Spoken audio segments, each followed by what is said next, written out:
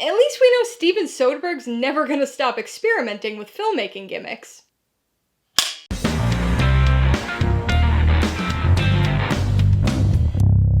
Hey everybody, welcome to Mainely Movies. As part of my coverage of the 2024 Sundance Film Festival, today I'm going to be talking about the 2024 supernatural mystery drama, Presence, which will finally be released in theaters on January 17th.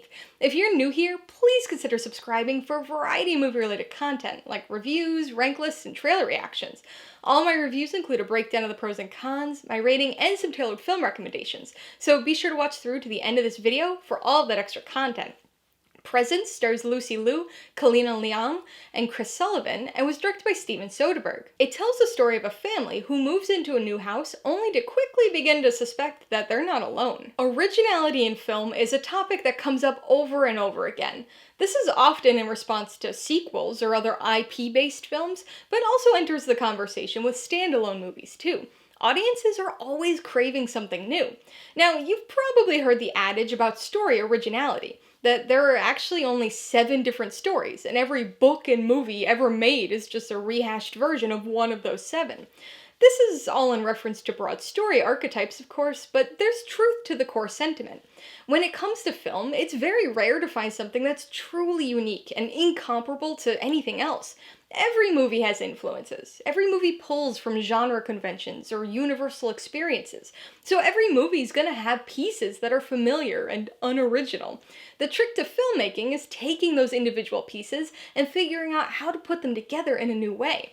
That's how film can feel new and original, and that's what Presence does. Before we get into anything about the story, we've got to talk about the most obvious and noteworthy thing about this movie, its gimmick. But before we do, I want to give people the opportunity to pause and come back after seeing the film. It's not anything that's a spoiler, and isn't anything specific about the story, but I know a few people who get weird about knowing a filmmaking gimmick before they see the movie, so if you're one of those people, pause right now, and I'll see you when you get back from the movie. If you're still here, let's keep going. So, what's this gimmick? The entire movie is shot using a first-person point-of-view perspective. The camera glides through this house, silently observing the daily lives of a family. The catch? We're not seeing the point of view of any of the family members. Instead, this is the point of view of a supernatural presence in the house. This concept is inherently a little unsettling. There's something a bit creepy and voyeuristic about an unknown and unseen presence watching this family and being so close to them, especially considering it has poltergeist-like abilities. This certainly sounds like the makings of a horror film, and if you've seen the trailer, you know that's how it's being marketed, complete with "scariest movie of the year" pull quotes. But Presence is not a horror film, and I can tell you right now, if you go in expecting that, you're gonna be very disappointed. The point of view stuff is a little eerie, and some upsetting things happen, but this is not a movie that's trying to actively scare you. Instead, this is a dark family drama with a supernatural psychological twist to it. This film is built like a mystery. There are mysteries within the lives of the family as we're teased with things they're trying to hide, but there's also a good deal of mystery surrounding the titular presence. Although we're viewing the film through the presence's point of view, we don't have any more information about it than the family does. So we're just as intrigued and unsettled as they are. Who or what is it? And what are its intentions with this family? Presence is largely a drama thriller. Even though the supernatural point of view gimmick is its most prominent element, this is a film that uses that gimmick in order to tell a story that you could just as easily see elsewhere, and in fact, probably already have seen elsewhere.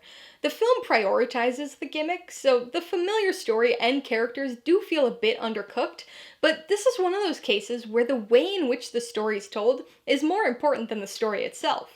The unique order of the pieces, more important than the familiar composition of the individual pieces. That said, it's not an approach that'll work for everybody. It's slow, and the answers it ambiguously gives run the risk of being just as unsatisfying as the questions it leaves unanswered. But even so, it's a well-crafted film and a solid experiment in storytelling. Alright, let's talk about the pros and cons. Pro number 1 is the premise. So this is kind of a combo pro, because it includes not only the physical filmmaking aspect of the gimmick, but also the use of that gimmick in the story. This is a supernatural film that essentially puts us in the shoes, or sheet, of the ghost.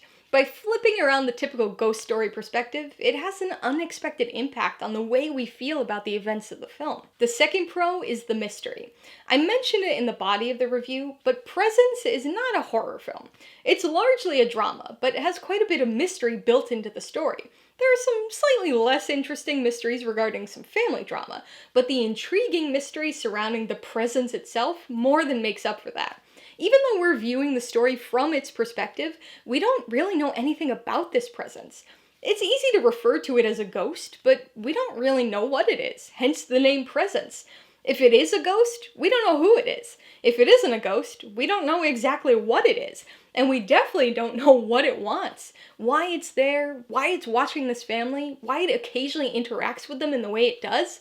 Over the course of the film, we kind of get to know this presence a bit, and maybe start to understand some of the motivations, but this is a story that keeps you guessing in that regard, up to a certain point. On the con side, the biggest issue is the undercooked story. So this movie basically has two components to it.